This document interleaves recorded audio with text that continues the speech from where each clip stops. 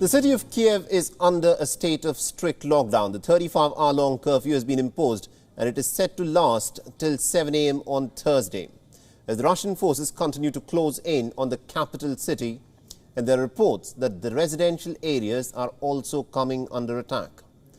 According to reports that have come in, at least about 4 people have been killed as of Tuesday after the Russian forces targeted a residential area in central Kyiv. At least about 4 powerful explosions were also heard in the center of the city. Now, fighting, remember, has intensified in recent days after Kyiv, which is surrounded by Russian forces. More than half of Kyiv's 3 million inhabitants have already left the city since Russia's offensive began.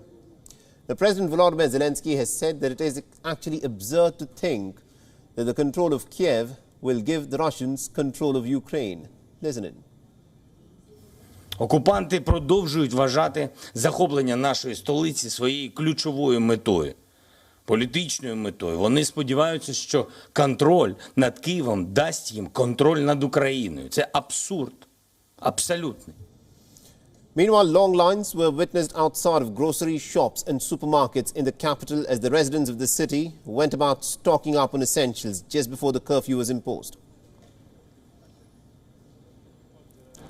Ми чекаємо, щоб купити якісь продукти, тому що ближайші 2 дні ми будемо в заперті. The Russian Defense Ministry has also released a video allegedly showing off Ukrainian weapons taken by Russian soldiers in the Kyiv region. The video shows the soldiers inspecting and also collecting these weapons. So this is the situation as we speak in Kyiv. Remember, the Russians are making steady gains despite the stiff resistance that they have faced from the Ukrainians. And what you're looking at on your screens are visuals of the Russians taking control of some of the weaponry that was used by the Ukrainian defenders since this invasion, of course, began.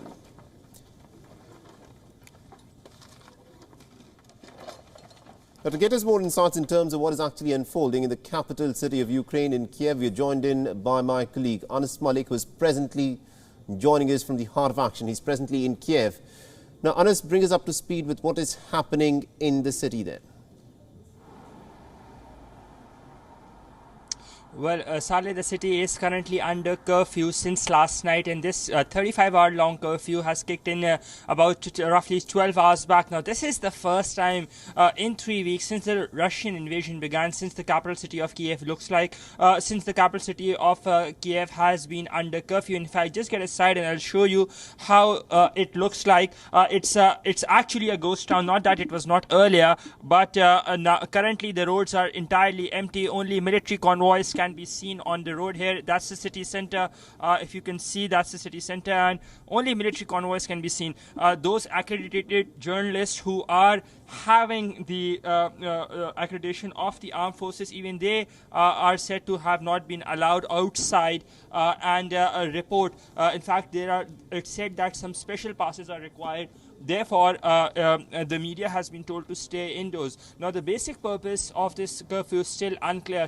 There are a lot of speculations with regards to this curfew, whether it was done to protect the 3 prime ministers who were visiting overnight, whether it was done to ensure maximum protection of the civilians, or whether it was done to get a hold of what they call saboteurs or Russian spies. That is something that is unclear, but the city continues to remain under curfew, and this curfew would last the entire day today until tomorrow morning. Saleh? Absolutely, indeed. At this point of time, Anas, because there are reports that are coming in that the Russian soldiers are closing in on Kyiv. Tell us a little bit about the fighting that is taking place on the outskirts of the capital city. Well, the fighting has been taking place in the outskirts on 2 fronts, in the northeast and in the northwest. In the northeast towards Brovary, that's about 25 kilometers northeast to Kyiv, and towards the northwest, that's also 25 kilometers to Kyiv as well, in the city of Irpin and Bucha. That's where the fighting has intensified in the past 3 or 4 days, and we're seeing rounds and rounds of explosions. In fact, the overnight targeting or Russian strikes have increased. Yesterday we saw 4 of such strikes that took place within the city. Today as well we saw at least 2, one of them hitting a residential building. That has been confirmed by the state emergency services as well, and at least 2 people are injured in that strike. Now these strikes take place overnight, and they're usually at, or mostly rather, at civilian residential buildings. Yesterday we saw that happening. We were reporting from there, and today as well. Now today's strike has taken about 6 kilometers from where I am. And this was at between 4 a.m. and 5 a.m. in the morning, roughly 3 to 4 hours back. And it was done in the Shevchenko neighborhood of Kyiv city, very close to where I am. As I said, it's about 4 to 5 kilometers. Saleh? Right, and also you mentioned that it is not very clear as to why a 35-hour long curfew has been imposed. But from the reports that are in fact coming in, it looks like that the Ukrainians expect that the Russians could actually step up their offensive in the next few hours. Is that the sense that you're getting as well? Well, that is one of the reasons, or one of the perceptions that is here on the ground, that the Russian forces are to increase the amount of strikes on the city of Kyiv in time to come, or in hours to come to be precise, and therefore we're seeing these mass evacuations as well. But as I said, there is no specific reason for this curfew that has been announced, and that is the reason it is causing a lot of anxiety within the general public, or within the people of Kyiv itself, those who have chosen to stay back. As I said, it's currently it's a ghost town. Not that it was not earlier, but even the minimal amount of cars that you would see of the press or the armed forces or ambulances or some civilians, because it is to be noted that Kyiv remains under curfew every night, every evening to be precise, starting from 7 p.m. until 7 a.m. in the morning. So this curfew is unprecedented because this continues at a stretch for about 35 hours, which comes as a first since the Russian invasion began. When the Russian invasion began on the 24th of February, then we saw the city of Kyiv going under a weekend curfew. That was the only time that that a curfew was imposed at such a long stretch, and then after that, 3 weeks later, we are seeing that again. So it is causing a lot of anxiety, fear, skepticism within the people, because there's not so much clarity on the matter.